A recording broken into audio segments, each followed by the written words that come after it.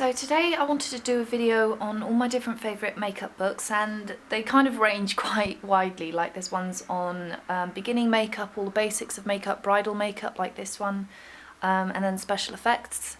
And I think quite a lot of you would like, or at least find some of these books interesting. So while you might not like all of them, I think you'll at least find one in here that you should really like. So I'm going to start off with this one first. And this book covers wedding and wedding makeup, as you might have guessed. And what I really like this one for is, while I don't find it's terribly useful for tutorials, personally for when you're trying to learn how to do a look, I think videos are better, because a lot of people do tend to learn visually and it can be very hard to get the techniques described in a book, while it's a lot easier to understand a technique if you can see it being done. But what I really like this book for is wedding inspiration, whether you're a makeup artist and you're looking for ideas for a client, or if you're someone who's going to get married soon and you've got no idea where to start. This book has got a really wide selection of different looks on different people, different skin tones, different age ranges. It's definitely one of the better ones that I've found for that. And another thing I really like is that it's extremely well laid out. I mean, the photography is beautiful. What I really hate in books is when they lump text together in these huge chunks, and it can look very messy, very cluttered. But they lay it out really nicely in this book, and it's kind of cut down into very nice readable chunks. The text isn't too close together, because that's a pet peeve of mine when people put text too close together, because it makes your eye jump very easily and get lost in the sentences, and you'll be reading it and then you'll be like, oh, where was I? And that's when they put the text far too close. And I know it's not exactly related to makeup, but it's just something that annoys me when they do it in books. And I really like this book. I think it's fantastic for anyone who's thinking of getting married, or if you're a makeup artist and you kind of want a coffee table book that anyone who's a client who's possibly getting ready for their wedding and they've got no idea what look to go for, this is a very good book to let them browse through, because I think no matter what their age, no matter what their skin tone or their style preferences, unless you're going for Indian or Pakistani makeup, if you're going for a kind of more traditional-ish Western makeup look, then this one's got quite a good large selection, and it's also got quite a few looks which is slightly heavier, which I do like, because not everyone wants that super natural. Some people will want something slightly darker like this and slightly more smoky-eyed, and I like the fact that they do that. A lot of bridal books tend to stick to very kind of nudish colours, but then you get a look like this one, for example, which uses purple and gold, which I love, because like I said, not everyone wants to go for some kind of super nude look and natural look. Some people will want colour. And it's very nice to see a makeup book that does that. The second book I'm going to talk about is Express Makeup from Ray Morris, and this is my favourite book of hers. There's two books from her. There's Makeup the Ultimate Guide and Express Makeup, but I'm going to talk about Express Makeup first. This one's my favourite of both her books, because it's very good for anyone who's getting started in makeup. So it covers foundations, the water-based foundation, oil-based foundation, the different types of blush. And again, I know I'm going to harp about this a lot, but I really like the layout of it.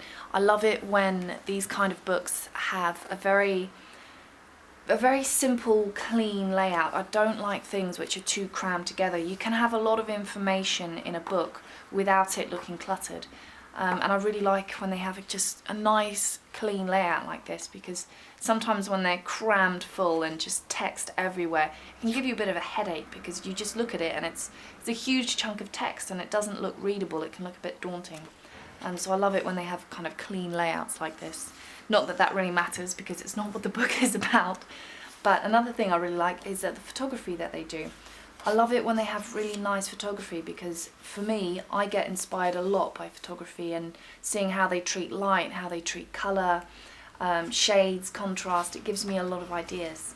So apart from covering all the basics in this book, things like how different lashes will affect how the ultimate look looks like. Another thing that I really like about this book is that she puts together really good palettes, suggesting what colours will suit certain eye colours. I know I get a lot of people asking me what colours complement my eye colour. My eye colour is kind of a light green or a dark green. If you're looking for that kind of stuff, then this book is really good, because it has quite a few pages devoted just to what colours suit certain eye colours. And once she's covered all the basics, she does several tutorials, several step-by-step tutorials in her book. And again, I'm going to harp on about this, but the photography I absolutely love. She tends to do this, she does this a lot more in her second book. This is one of my favourite photos in her whole book. But this in general I think is a very good book for anyone who's just starting with makeup and wants an explanation of all the different tools, makeup brushes, foundations, concealers, but then also wants a little bit of a selection of kind of inspiration photos and looks that they can follow or get inspiration from. Her second book, The Ultimate Guide, I do not like as much. I like this one a little bit more as a coffee table book. It's got a very similar kind of layout really to her first one. It covers all the basics like cream blushes, foundation, eyelash colours, eyebrow, all the different brushes. And so it's not that different actually. I mean, it even covers the different eyebrow shapes, so they're extremely similar, but I prefer this particular book for the photography more than anything else. Yeah, it's quite similar. I can't remember which one came out first, if it was makeup or express makeup, but they're very, very similar. I think if you have one, while you won't absolutely need the other, because they're extremely similar in their format, their layout. Not the makeup looks. The makeup looks are quite different, but in the format of explaining all the different tools, different makeup, and then having kind of several tutorials and inspiration looks, that seems to be the general format of her books. But I do prefer this one for the photography because I don't know why, it just always gives me ideas. And it is a book that I like quite a lot, especially photos like this. I mean, how can you not get ideas seeing something like that? These two books I think could also be put together as well. They're both from Kevyn Aucoin. They're both very good books. They're a little bit dated in the terms of photography and layout, but I still think that they're classics. They've got a lot of very, very, very good makeup tips. While some of the looks aren't going to be particularly modern and they can look a little bit dated, it's still a fantastic book. And it's still one of the best books, I think, that you can get your hands on. They're both very, very similar in layouts. They're a little bit like the Ray Morris books in the sense that they tend to have a section which is devoted just to all the basics of makeup, the different types, foundation, concealer, eyebrow, eyelash colours, all that kind of stuff. And then they tend to have a section on makeup tutorials. So he'll have a photo and then he'll explain exactly how he did the makeup, what he used, different tips and techniques, and then further on the book. And one thing that I really like is, again, he's one of the better books that really covers a good selection of skin tones and eye shapes. He doesn't just stick to using pale models. He uses models who have darker skin tones, who've got different face shapes, who've got different eye shapes. And different ages as well. He doesn't just use models who are in their 20s, which is fantastic, so it's still one of the better books for that. One of the things that I always found really inspiring in his books is he does a lot of transformation looks which are incredible. One of my favourite is this one, how he can make someone look so realistically completely different. The attention to detail that you have to be able to make such a transformation without it looking like a Mickey take is incredible. Pretty sure that he also did the photography for this book as well. I could be wrong on that, so don't quote me on that. They both have, they're the kind of books that I would buy together really, because while they do have slightly similar information, they both have, I think you'll find that you'll either prefer one or the other. There isn't a better one in my opinion. I think some people will prefer making faces and some people will prefer face forward. Personally, I prefer face forward because I love the transformation looks in this. I find them incredibly inspiring. And making faces is the kind of book that I would get for someone if they're just getting into makeup and they want a little bit of information about all the different tools, all the different makeup. He also does transformation looks in making faces as well, but I prefer the ones in face forward. While I do like these and I do think they're absolutely beautiful, and you get a lot of information from them as well, I just prefer the ones in face forward because I find the pictures prettier, and I also find the transformations more extreme and all the more impressive. If I was going to recommend different books for different people, this is the kind of book that I would recommend for someone who's just getting into makeup and wants a little bit of information on it. But this is the kind of book that I'd recommend for someone who's already acquainted with makeup, already knows the basics, but just wants to see the work of someone who really was one of the best in their field, and especially for the transformations, just to be able to see the sheer power of makeup and what you can do with it once you really know what you're doing. I would recommend this for someone who's either intermediate or advanced and just wants to look at kind of classic looks. And as a good coffee table book, all these books are the kind of books which are fantastic for when you just want to sit down and browse makeup and see what you can do with it and get ideas as well, because sometimes looking at books like this, even though it might not be related in the slightest, it can give you ideas, which is why I like collecting them. So yes, basically this I would recommend for a beginner who's just getting into makeup and wants to see the work of someone who was really good. And this is the book that I would recommend for someone who's intermediate. But if you can, I would recommend both of them because they work very well together, even though this one is my favourite. This book isn't technically makeup, but I find this one extremely interesting because it covers the history of film and special effects. As far as makeup goes, this book isn't exclusively makeup. It's a lot more, as you can see, about the filming techniques and how film evolved and improved over the years, but it does have a section on makeup. It's a little bit more geared towards special effects and again the history of makeup, so the transition from black and white to colour,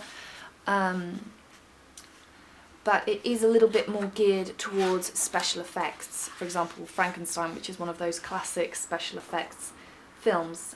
I think not everyone is going to appreciate this kind of book, but it's very good for anyone who is into history or into the history of film, because it's just interesting, or at least I found it very interesting, because I think no matter what kind of makeup job you do, at some point film is going to be involved. Even if you're doing bridal, there are people who are going to be filming the event, taking photos, and it's just interesting to know about the history of film, because it's fascinating. Though I know not everyone is going to find it fascinating, but this is the kind of book that I would recommend for people into special effects makeup and into the history of film.